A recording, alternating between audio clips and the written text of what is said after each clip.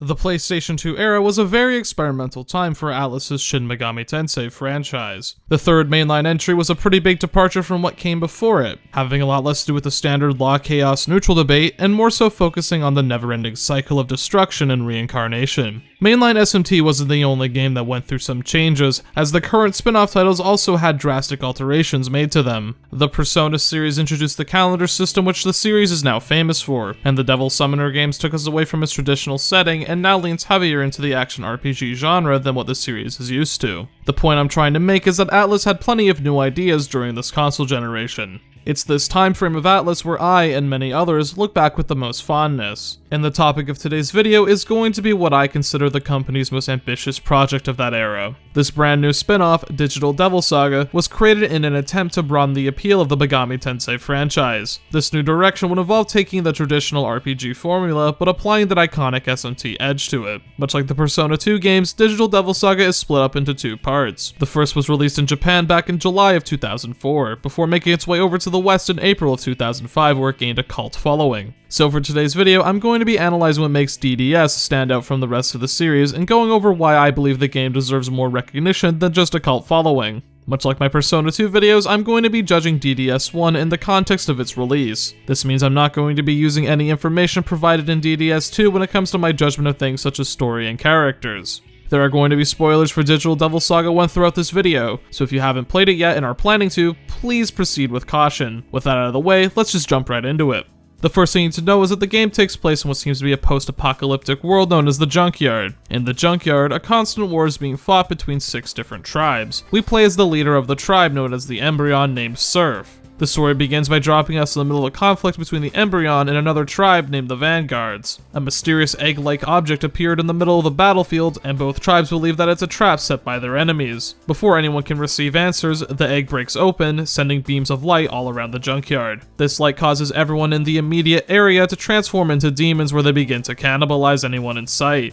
Upon regaining their composure, Surf and the rest of the embryons discover that a black-haired girl is inside the hatched egg. This girl, known as Sarah, is taken back to the embryon's base for safekeeping. Not too long after this, the leaders of all the tribes are summoned to the Karma Temple where an entity known as Angel explains what exactly is going on. The reason as to why all the tribes were at war to begin with is because they're all battling for the right to go to Nirvana. Only one tribe is allowed to enter, so that means the other tribe leaders must be killed. For a while now, this war has been at a stalemate, but thanks to these new demonic powers, that's about to change. A new law is also added by Angel. In order to enter Nirvana, the last tribe standing must also bring Sarah to the Karma Temple. This is basically what a good majority of the plot amounts to in DDS. We follow the Embryon on their journey to take down the rival tribes, but also try to come to grips with their new demonic powers and the consequences for having said powers. Unlike Nocturne, Digital Devil Saga has a much greater focus on an ongoing narrative. We spend a lot of time with the characters as people. Nocturne, in contrast, was much more interested in presenting the player with philosophical worldviews than an actual story. This certainly made for interesting discussion because there was a lot of depth with these ideas that the game presented, but Digital Devil Saga's narrative in comparison is far more immediately engaging. I'll go into more detail as to why that is a bit later, but I quickly want to discuss the gameplay first.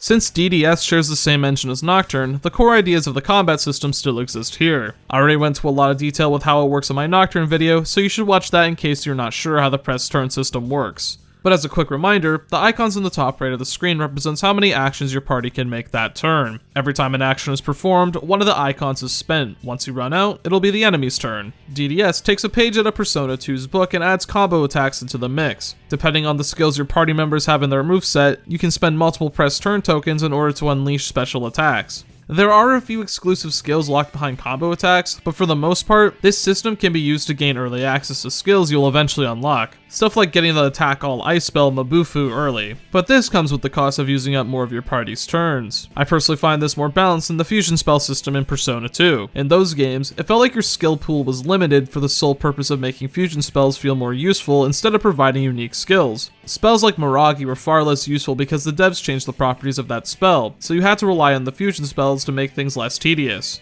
And let's be real here, there were some absolutely game-breaking fusion spells like Pegasus Strike. I find combo attacks in DDS to be the better option because their main use is to give players a sneak peek at the skills that you'll eventually have access to, but at a higher MP cost and reducing how many turns you get. You also have to make sure that your party members have the correct skills on their person at all times in order to perform the combo attack. Much like Nocturne, Digital Devil Saga is a game where most of the challenge comes from learning the mechanics and knowing how to adapt to a given situation. Random encounters aren't too challenging because almost all of the enemies have a weakness that you can exploit from more press turn icons. But something I don't really like about DDS is that when you get into an encounter, there's a chance that your party members will start off in their human forms. To put it simply, human forms are pretty much useless other than for select enemies that are weak to firearms. When this happens, you can either waste the first turn of the battle transforming into your demon forms, or just try to run away and fight again another day. That reminds me, the encounter rate in this game is pretty high. It's not insane, but it's above average and certainly more frequent than Nocturne or even Persona 1 at points. There were a couple times where I'd finish an encounter, take a few steps, then be right back into the swing of it. This only happened a few times in my entire playthrough, but it did catch me off guard. I'd say that the dungeon design is also very manageable. There's a few gimmicks and puzzles sprinkled here and there, such as having to avoid trap floors. These aren't particularly hard because you can really just brute force your way to find a solution. Much like Nocturne, DDS shines when it comes to the environmental design. The destroyed world or the junkyard is one of the more iconic locations in Megaten. The dungeons, despite conceptually being visually bare, are all memorable thanks to their color palettes. I can tell which tribe's HQ I'm currently in because of the primary colors that are used. I see a lot of people view brown and gray color schemes as inherently bad, but I think that it's integral for the world design of DDS. This place is supposed to be a hellhole, where war is constantly being raged. I'm not expecting it to look colorful. Something that I enjoy is that there's a lot of optional content in DDS. The main campaign isn't that long, but you can revisit already completed dungeons and discover that there's a bit more to do than when you first explored. Most of these amount to optional boss battles against some pretty powerful demons, such as Beelzebub and Metatron. Defeating them gives you some pretty good rewards, such as unlocking new skills you can learn by purchasing mantra. There's also the optional boss fight against Nocturne's protagonist, Demi-Fiend. He's easily the most powerful enemy in the game, and is considered to be one of, if not, the hardest fight in all of Megaten. I personally haven't fought him myself yet, but much like Elizabeth from Persona 3, I'll probably attempt to do it on stream once I hit another milestone.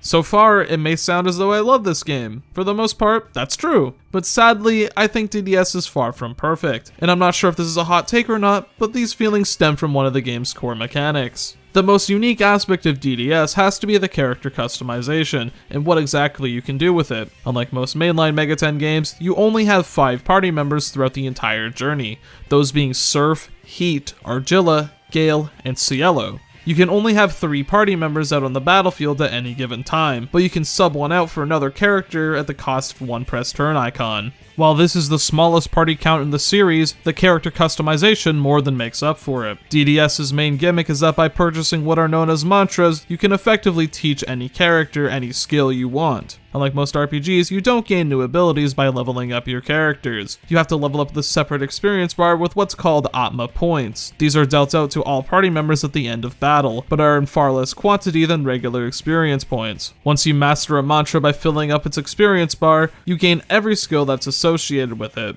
Outside of battle, you can enter a menu that allows you to rearrange your skills. At first, you only start off with a measly 4 skill slots, before gaining the ability to equip up to 8 skills. The mantra system is introduced right at the start of the game, and its importance lasts until the end game content and beyond. And at no point does it become overwhelming because when you start acquiring new party members, they'll already be on their way to mastering mantra that reflects the developer's intended playstyle for those characters. I have a love-hate relationship with the mantra system. On one hand, it's amazing that you can customize your party members to fulfill any role that you need. The main character, Surf, starts off on the path of learning ice magic along with the passive skills associated with this tree, but at any point you can decide that you want to instead become, let's say, the party's main healer or buffer. As long as you have the mantra mastered, you can, at any point, change a party member's role for battle. Keep in mind that the game does still nudge you into building characters a certain way. Making a party member like Heat primarily an offensive magic caster isn't exactly the best idea because his character stats don't reflect using that kind of build. You can increase individual stats with incenses you can find around the world map or by earning them through random encounters, but these are pretty rare, so grinding for them is more trouble than it's worth unless you want to fight Demi-Fiend. But the thing I dislike the most about Digital Devil Saga is how much time you need to dedicate to grinding in order to master mantra. It's not so bad at the start of the game, but by the time you're near the end and wanting to take on the game's optional content, it ends up getting very out of hand. The fastest way to master mantra is to devour enemies. There are physical skills in this game that are classified as hunt skills. They don't do a lot of damage to an enemy, but if you end up landing the final blow with said skill, you devour them. This nets far more Atma points than just beating them the old-fashioned way, but this is a chore for a few reasons. You have to make sure that the enemy is low health before you devour them, otherwise the attack does next to no damage. The only workaround I can think of is striking an enemy with its elemental weakness. This has a chance of making them scared, which increases the amount of damage hunt skills do. It's not guaranteed that this will happen, however, so it's a pretty unreliable method to say the least. You can get hunt skills that deal more damage, target all enemies, and even ones that have a chance to instantly devour enemies. So there are some options to make things less tedious, but it doesn't change the fact that you need to be very careful in order to not deal too much damage with basic attacks. At the start of the game, hunting enemies is the worst because only the person who devours the enemy gets the bonus AP. What's even more annoying is that every time you consume a demon, there's a chance that your party member will suffer from a stomach ache. This sucks, especially if it happens at the end of the battle. Stomach aches make it so that specific party member can't learn AP until you cure it with an item or a spell. It's such a needlessly annoying mechanic since there's no way to control when this is going to happen, and the only way to prevent it is by leveling up a mantra until you unlock the passive skill, Iron Stomach. When you have this skill equipped, you'll never get a stomach ache again, but it takes up one of your skill slots that you may want to use for something else. The only thing you can do is either leave it on permanently or equip it when you decide you want to grind AP. The hunt skill mantra tree is pretty essential because all it does is make AP grinding far less tedious. You can unlock the aforementioned Iron Stomach skill, as well as some other really good ones like AP Divide, which gives the entire party extra AP when an enemy is devoured, and the poorly described Atma bonus skill. This skill makes me irrationally angry. The description of the skill says that it boosts the amount of AP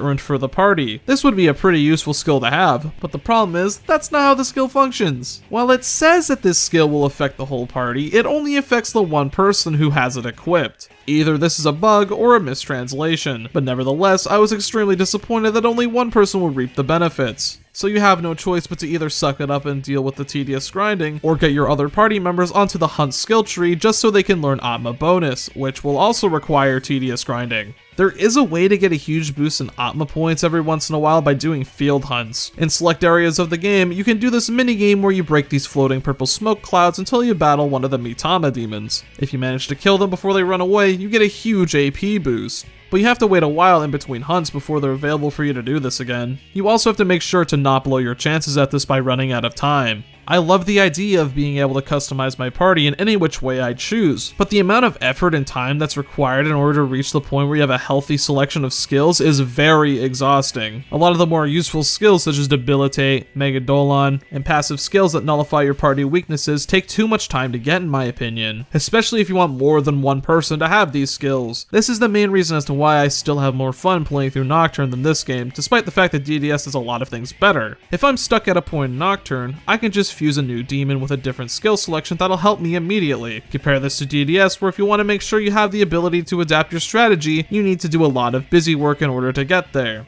DDS has some really fun gameplay, and I like the idea of having modular party members, but the character progression is the main reason as to why I don't find myself wanting to replay this game as much as I should. As a reminder, this mostly applies to when you want to play all of the optional content DDS has to offer. You really don't need to master all the mantra if you're just going to play through the main story, but if you remove all of the grinding and the optional content from the total playtime, DDS isn't a very long game. So if you're the kind of person that hates grinding, maybe only go through the main campaign. It's a short experience, but the actual quality of the dungeon design and story more than makes up for it. Speaking of which, I believe it's time to get into a bit more detail about what exactly is going on here. Remember, there are going to be spoilers from here on out, so don't say I didn't warn you. As I mentioned earlier, the point A to B plot is actually very simple. Our goal is to take down all the other tribes so that we can ascend to Nirvana. Thankfully, our new demonic powers are able to help us accomplish this goal, but this power comes with some very dire consequences. It's explained that humans and their demon forms alike are rich with something called Atma. In order to stay sane and keep their powers under control, the characters have to devour their enemies so they can gain their Atma. Thankfully for the Embryon, the mysterious black-haired girl named Sarah is able to sing a song that keeps their demonic forms under control. Though this doesn't mean that our group can start a vegetarian lifestyle, because consuming Atma is what makes a demon stronger. So this new world order, while disgusting some of our characters, is something they have to adapt to. Digital Devil Saga spends a lot of time showing us how our characters feel about the situation around them. At the start of the game, Argela is unable to bring herself to consuming the dead bodies of the Vanguard. The thought of it makes her sick. But Heat, on the other hand, is very quickly able to adapt. This is a great moment because it shows that while the Embryon are a team, they aren't exactly always on the same page. He understands that the New World Order is survival of the fittest. If you don't want to die, you're going to have to get your hands dirty, whether you like it or not. These are the kind of themes that DDS likes to tackle through the game's characters, and it does it very well in my eyes. There are no heroes in the junkyard. Though the Embryon may have their own set values, that doesn't change the fact that in order to survive, they have to kill and devour. Tribes that might take the high road, they fall behind the other tribes that are willing to accept the change in circumstances. The idea of turning into a demon is far more than just an interesting gimmick because of the overall importance it has to the narrative. Since DDS is a duology, a lot of the first game is spent establishing the character's personality instead of having them develop in major ways. While the characters are cut from certain tropes, the way that they develop their personalities is done in a very interesting way. When the game first begins, you may notice something strange about their eyes. They lack color, a soul if you will. The way these characters speak are calm and lack emotion. It isn't until the characters unlock their demonic powers is when something awakens inside of them. You'll notice that throughout the course of the game, the characters begin to develop personalities. This usually happens when the color returns to their eyes. Digital Devil Saga takes a lot of inspiration from Hindu mythology, ranging from the names of main locations to even the demonic forms our characters take. Atma in Hinduism means inner self. It's your spirit. The official name of these demonic transformations are Atma avatars, so it's no coincidence that these characters develop their personalities after gaining their powers. The members of the Embryon are simple yet effective characters. Heat's the aggressive one, Arjula is very emotionally driven and hates the violence around her, Gale is the logical thinker of the group,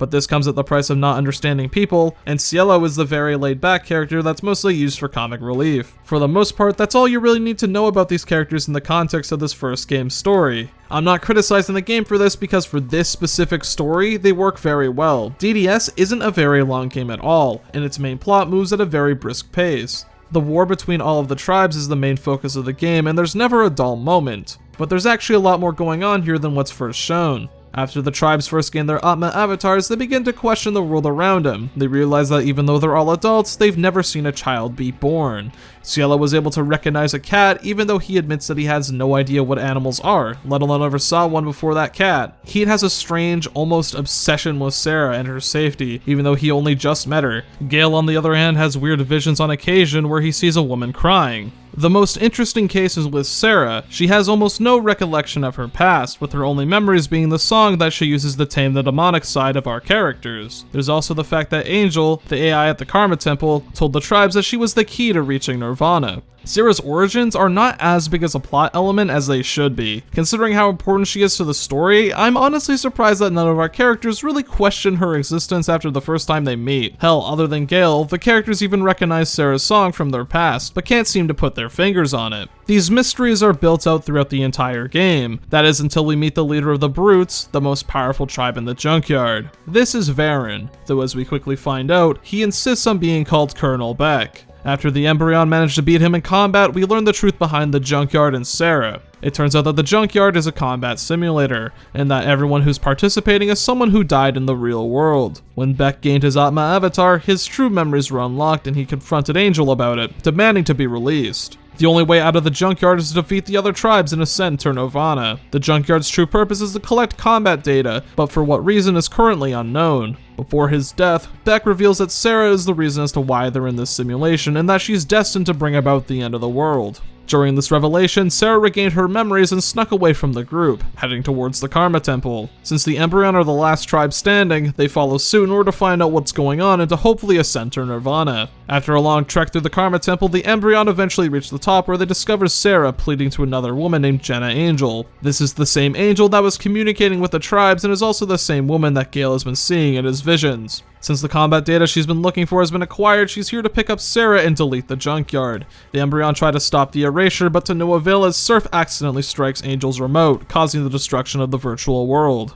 Everyone ends up getting separated from each other as they're sent to the real world, but Sarah makes a promise to Surf that they'll find each other no matter what. This is where the game ends, but there's an after credit scene that teases what's to come. We see Surf walking through the streets of a barren city. He's surrounded by petrified statues of people before the camera pans up to an ominous black sun. We're not entirely sure what happened to the world, but Surf doesn't care as he wants to fulfill his promise of reuniting with his comrades. As you can no doubt tell, this ending gives us a lot more questions than answers. In fact, even the big twist of this game is wrapped up in a sea of mystery. What exactly is Sarah's purpose? Who were the Embryon before they died? How did the Embryon die in the real world? Where did this demonic power actually come from? You can infer that it's because of Angel that the characters have their Atma avatars, but the origin is never fully explained. Granted, all of this is answered and fully explained in DDS 2, so these lingering questions work very well as a hook to get you to play that game. But the thing is, I'm so mixed with how I feel about the story of this game when looking at it in a vacuum. The biggest problem I have with the narrative of DDS is that it's far more interested in setting up plot elements for the sequel rather than telling a satisfying standalone story. This comes down to the fact that this duology isn't two separate stories that connect, but rather one large story that's split into two parts. Let me explain by using Persona 2 as an example. Despite the fact that those games are heavily connected, Innocent Sin works very well as a standalone story. It's an emotional story that deals with the theme of overcoming childhood trauma.